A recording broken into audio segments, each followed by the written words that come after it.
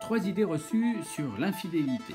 Première idée reçue, l'infidélité serait banale et désormais répandue partout. Alors ça, bien sûr, ce sont les sites de rencontres qui essaient de vous convaincre de cela, et nous avons parfois des sondages qui nous disent bien que un homme sur deux et une femme sur trois ont déjà été infidèles. Bien sûr, il n'y a pas de limite de temps, il n'y a pas de grande précision dans la définition, et à ce train-là, on pourrait vite se retrouver avec tout le monde qui a été un jour infidèle, peut-être par pensée, tout simplement. Tout cela, bien sûr, pour banaliser la pratique. Et d'ailleurs, les sites de rencontres préfèrent parler d'aventure extra-conjugale, comme s'il y avait quelque chose de légitime. Après tout, l'aventure, c'est légitime, plutôt que de parler de trahison amoureuse ou de rupture du contrat conjugal qui lie en principe deux êtres qui sont ensemble.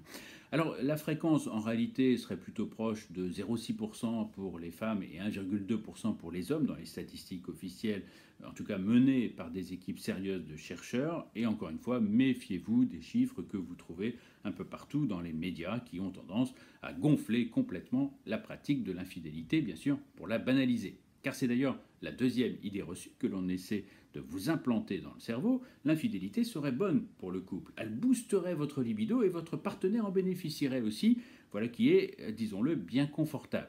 En réalité, il y a un double standard, et des chercheurs de Yale l'avaient bien montré dans les années 80, et ils s'étaient aperçus que l'on avait tendance à pardonner plus facilement l'infidélité émotionnelle aux femmes. Après tout, ce sont des êtres amoureux qui pensent d'abord aux sentiments et non au sexe, et à avoir du mal à pardonner l'infidélité émotionnelle chez les hommes.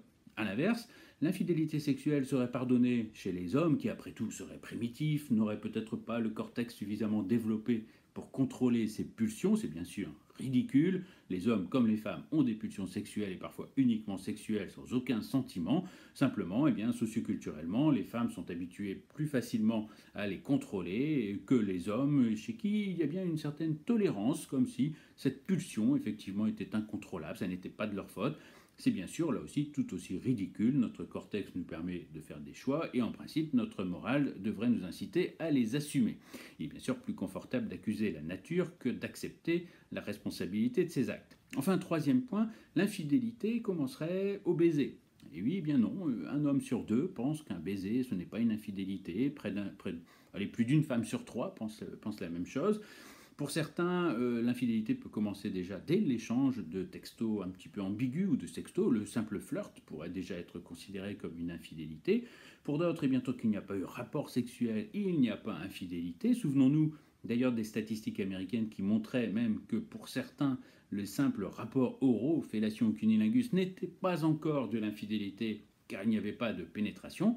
Tout cela, bien sûr, montre qu'il y a une sorte de porosité des définitions, d'une fluidité de la zone entre laquelle se délimite la fidélité et l'infidélité. Dans tous les cas, le résultat est surtout le même lorsque le partenaire trahi apprend cette infidélité, ce sentiment de trahison majeure qui fait que tout le couple, qui se basait sur la confiance en l'autre, est désormais rompu, qu'il va falloir tout rebâtir, ce qui ne va pas être facile, va souvent nécessiter l'intervention d'un tiers. S'il y a une aventure, c'est bien l'aventure thérapeutique qui attend les couples qui ont cédé aux sirènes de l'infidélité et certainement pas les bénéfices qui sont parfois affichés par les sites de rencontres avec des intentions purement commerciales derrière.